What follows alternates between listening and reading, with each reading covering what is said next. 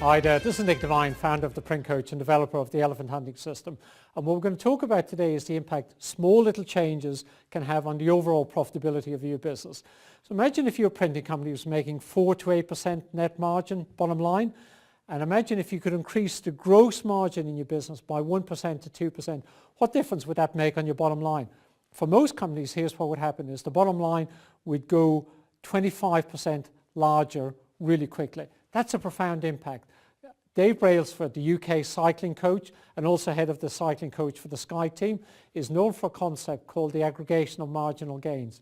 It makes a big impact. It has enabled him to take the Sky cycling coach to the top cycling team in the world, and he's also taken, which is fantastic, we live in the UK, right? He's taken the UK cycling team to the #1 position in cycling. We had a fantastic Olympics London 2012. Thanks a lot to Dave Brailsford. So if you think about the Tour de France, if you know anything about that race runs over a period typically of about 23 days, and they ride about 2,200 miles, something like that.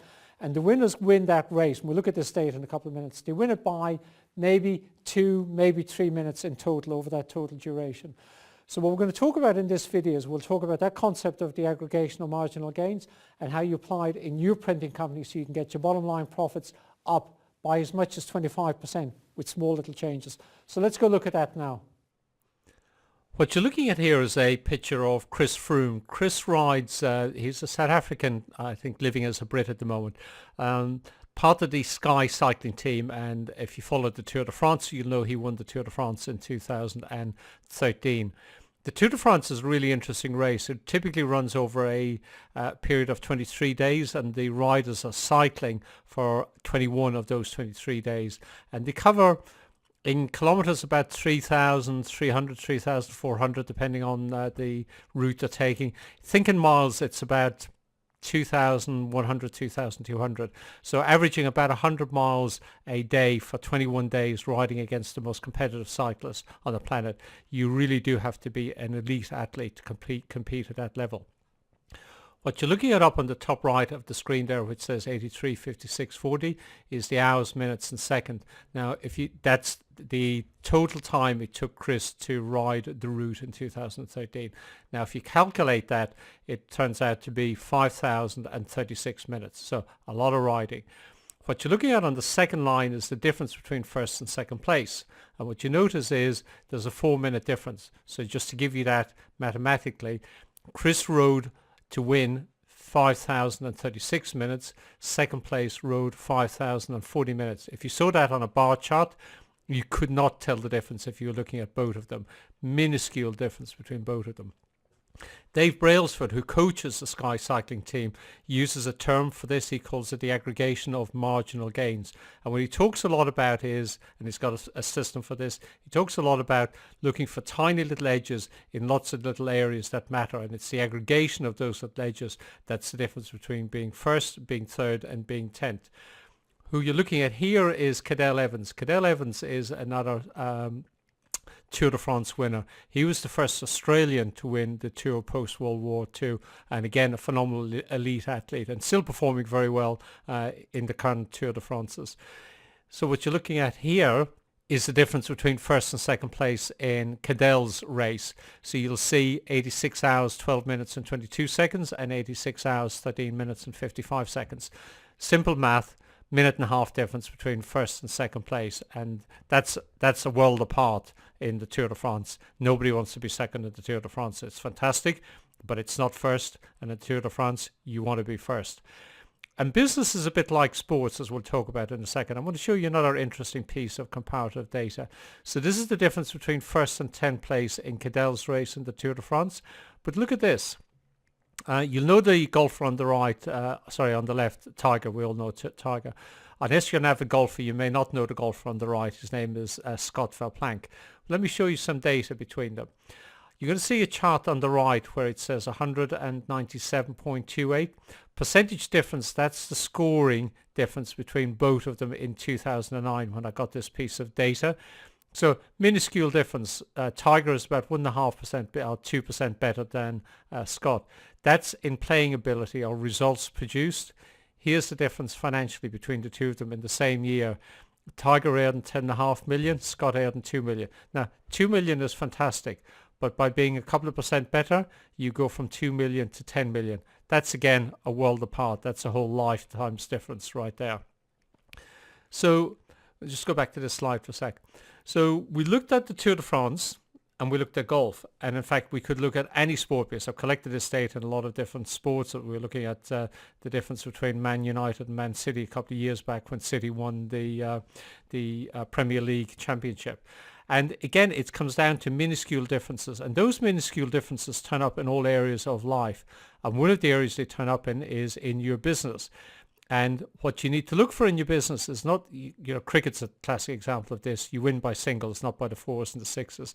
And in business, you win by little edges in lots of different little areas in your business. And I want you to do an exercise. I get all of my private clients in our elephant hunting system. We get them to do at some stage go through this exercise, and it makes a big impact. And we're not talking about an impact. It can make an impact of tens of thousands to 100,000 difference on the bottom line, so net profit. So it's a very valuable exercise to go through. And here's what we do is we get them to focus on a number, and I'll talk a sec about some numbers you might want to focus on. We get them to track the results of that one particular number publicly. You can do it on a flip chart page, you can do it on a whiteboard, but you track it over a period of, I get my clients to do it for a minimum of 66 days, which is a 90-day working period. And then you follow up relentlessly on that number. So you continually ask people, how are we doing with that number? So you may ask, what number do we track? And you could track a whole range of numbers. I'll give you some ideas. You might track face-to-face new meetings with new prospects. You might just track face-to-face meetings with any prospects. You might track cross-sells, upsells. You might track the number of referrals you got. You might track your estimate conversion percentage, see if you can improve that. But here's what's going to happen. In the absence of any other change, just the fact that you're measuring it is going to improve the number, because once you start to focus on something relentlessly over an extended period of time, the number starts to improve. So that's what I want you to do.